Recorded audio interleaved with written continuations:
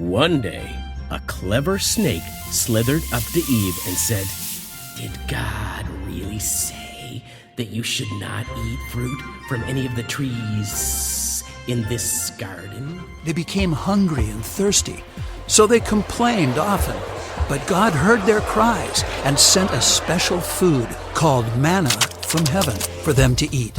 He even made water flow out of a rock so that they would not die of thirst. One day, Jacob was cooking some yummy lentil stew, and Esau walked in. He had been out and was now very tired and hungry. "I am starving. Give me some of that stew," he cried. That night, Gideon and the 300 soldiers marched to the Midianite camp to fight. They blew on horns, smashed clay jars that had a fire burning in them, and shouted, "For the Lord and for Gideon." The three men fell into the roaring flames, fully tied up. The king then jumped up in shock. "Did we not throw 3 men into the fire?" he shouted. "Look, I see 4 men walking around freely in the furnace without being burned. And the 4th one looks like the Son of God." His worried mother said, "Son, why did you stay behind and make us look for you everywhere?"